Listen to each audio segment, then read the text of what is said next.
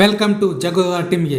ನಟ ದರ್ಶನ್ ಇತ್ತೀಚೆಗೆ ಆಪ್ತರ ಜೊತೆ ಸಂಕ್ರಾಂತಿ ಹಬ್ಬ ಆಚರಿಸಿದ್ದರು.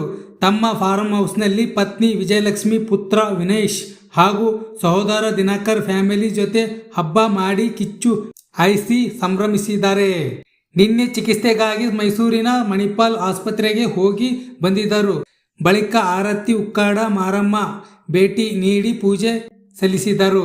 ಬರೋಬ್ಬರಿ 7 ತಿಂಗಳ ಬಳಿಕ ನಟ ದರ್ಶನ್ ಸೋಷಿಯಲ್ ಮೀಡಿಯಾ ಅಕೌಂಟ್ಗಳು ಆಕ್ಟಿವ್ ಆಗಿದೆ.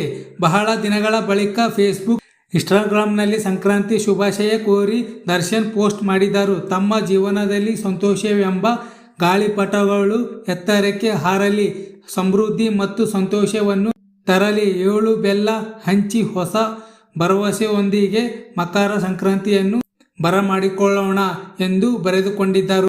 ಬಹಳ ದಿನಗಳ ಬಳಿಕ ನೆಚ್ಚಿನ ನಟನ ಪೋಸ್ಟ್ ನೋಡಿ ಅಭಿಮಾನಿಗಳು ಖುಷಿಯಾಗಿದ್ದಾರೆ. ಲೈಕ್ಸ್, ಕಮೆಂಟ್, ಶೇರ್ ಮಾಡಿ ವೈರಲ್ ಮಾಡಿದ್ದಾರೆ.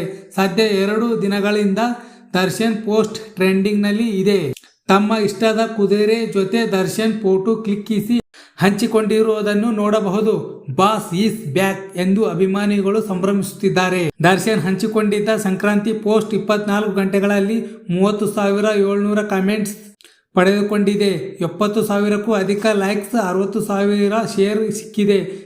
ಕನ್ನಡ ನಟನೊಬ್ಬನ ಇನ್ಸ್ಟಾಗ್ರಾಮ್ ಪೋಸ್ಟ್ಗೆ 24 ಗಂಟೆಗಳಲ್ಲಿ ಸಿಕ್ಕ ಅತಿ ಹೆಚ್ಚಿನ ಲೈಕ್ಸ್, ಕಮೆಂಟ್ಸ್, ಶೇರ್ಸ್ ಎಂದು ದರ್ಶನ್ ಅಭಿಮಾನಿಗಳು ಟ್ರೆಂಡ್ ಮಾಡುತ್ತಿದ್ದಾರೆ. 131 ದಿನಗಳ ಕಾಲ ಜೈಲಿನಲ್ಲಿ ವಿಚಾರಣಾಧೀನ ಕೈದಿಯಾಗಿ ಜೂನ್ 11ರಂದು ಬಂಧನವಾಗಿದ್ದ ದರ್ಶನ್ ಅಕ್ಟೋಬರ್ 30ರಂದು ಬಿಡುಗಡೆಯಾಗಿದ್ದರು.